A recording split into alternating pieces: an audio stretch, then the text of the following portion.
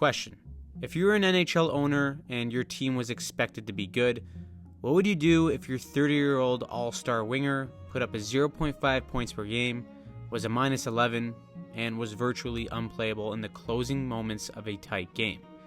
Well, if you were the Calgary Flames ownership, you would hand this player an 8-year, $84 million contract, which would ultimately make him the 10th highest paid player in the entire league.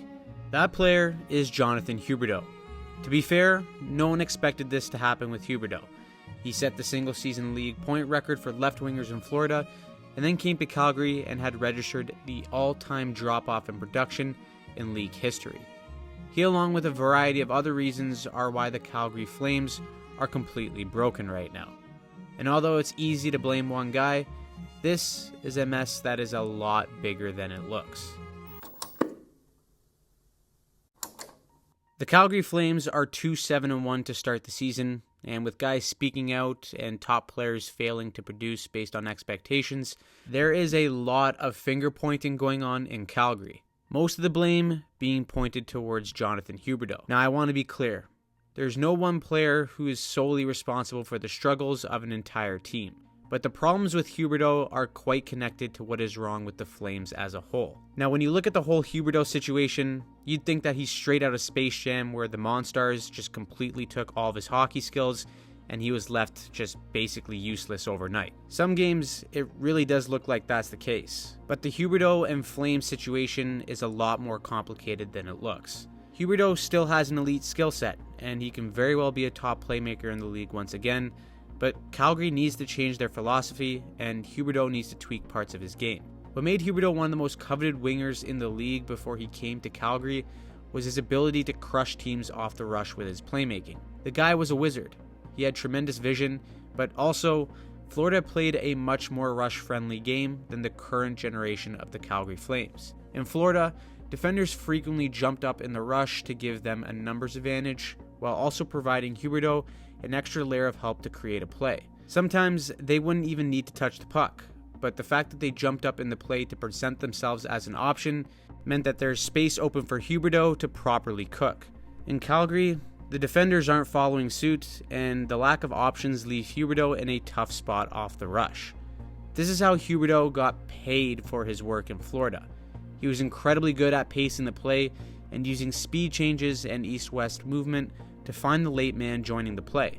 Florida's entire team played this way, but as I pointed out in a breakdown last year under Daryl Sutter's system, Calgary's rush game is straight north with very little speed changes.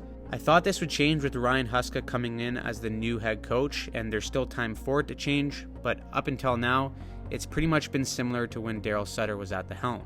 Playing straight north off the rush like this is a nightmare for players like Huberdeau, because doing so often involves skating into traffic and closing the gap between oneself and a defender. So when this happens, the space shrinks a lot faster than the contrary, and really, it leaves the puck carrier in a tough spot to make a play. In Florida, the amount of variation, speed changes, and layers to their attack gave the puck carrier a plethora of options. From a team perspective, this absolutely has to change. The Flames have solid defenders who can use their feet to make a play, and if they want to get their big guns going, adding these layers off the rush will benefit everyone involved. Now, that's one element of the team perspective that needs to improve all around for Calgary, but when you look at Huberdeau himself, he just needs to get his feet moving. When Huberdeau receives the puck, he's almost always at a standstill. This compilation from Sportsnet's Vanessa Kezwer is a prime example of just how often this occurs. I mean, just look at this. This is actually incredible how often he gets caught flat-footed. Especially when a game is based all around speed, Huberdeau is handcuffing himself before he even gets into the zone. Now, part of this is because the Flames like to have a winger push the offensive zone on the breakout and usually have them hover around the offensive blue line. The idea is to try and spread out the opposition in the neutral zone, but this also forces wingers to slow down to stay onside. And Huberdeau is just flat out getting caught not moving his feet at all. So is he a circumstance of the system?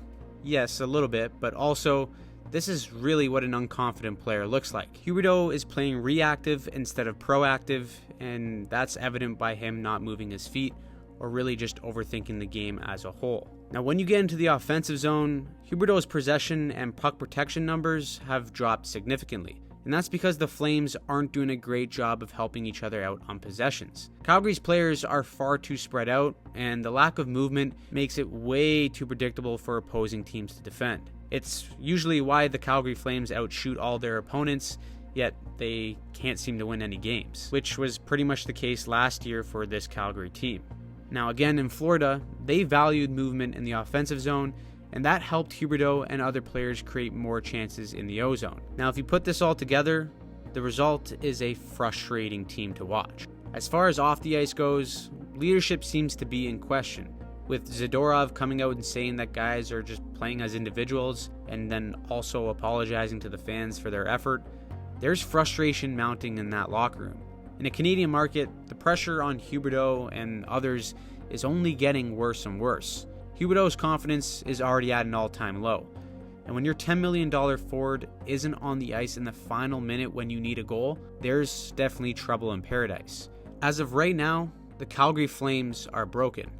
Their offensive system isn't very creative, and that has affected almost every single facet of this team, both on and off the ice. But just because they're broken, it doesn't mean they can't be fixed. It's still extremely early in the season, but if things don't turn around quickly, it could get extremely ugly for the Calgary Flames.